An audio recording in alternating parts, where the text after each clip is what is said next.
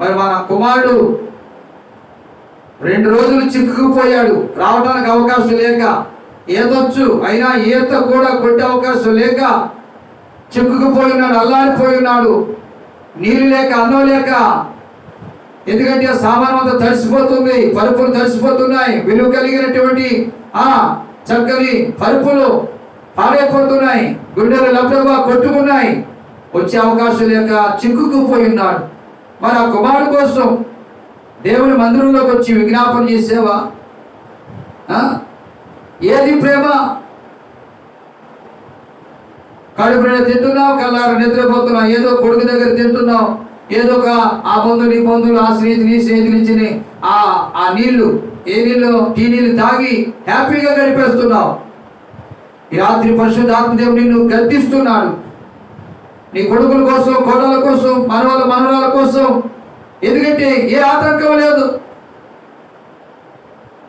భర్తలు తింటాడా? లేడు, భర్తలు కోల్పోయావు. పిల్లలు వెళ్తుంటారా? అదేమీ లేదు. చాలా మందికి, కొంతమంది స్త్రీలకి ప్రార్థన లేదు, ఏమి లేదు, కూర్చుంటారు. కొడుకులు వెళ్ళవరు, కోడళ్ళు వెళ్ళవరు, కూతురు వెళ్ళవరు, అల్లుడు వెళ్ళవరు, భర్త వెళ్ళవడు. అలాంటి ఆటంకం లేకుండా దేవుడు నీకు కృపనిస్తే ఏం చేస్తున్నావు? సమయాన్ని వృధాగా పాడు చేస్తున్నావు. దేవుడు ఎక్కడ అడుగుతాడు? కాబట్టి ప్రతిరోజు దేవుని మందిరంలోకి వచ్చి ప్రార్థన చేసుకుని వెళ్ళు. పనికి వాళ్ళని పౌరుషాలు ఎందుకు పనికిరావు? వినయముతో, విధేయతతో, దయతో, కనికరంతో, జాలితో, ప్రేమతోనే దేవుని సన్నిధిలో గడిపినప్పుడు, ప్రార్థన చేసినప్పుడు, మన విజ్ఞాపనలు ఆలకించి, మన ప్రార్థనలు ఆలకించి నీ గర్భఫలాలకు కృపనిస్తాడు. దేవునికి స్తోత్రం.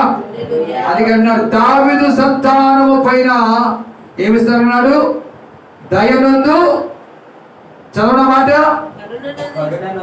కరుణనందు ఆత్మను, రెండవది విజ్ఞాపన చేయు ఆత్మను కుమ్మరిస్తాను. కాబట్టి మనం ఒకరి పైన కనికరు చూపేవారం ఉందాం, దయ చూపేవారం ఉందాం. అంతేకాదు కానీ దేశ ప్రజలు పాపంలో, శాపంలో కొట్టిబిట్టలాడుతున్నారు.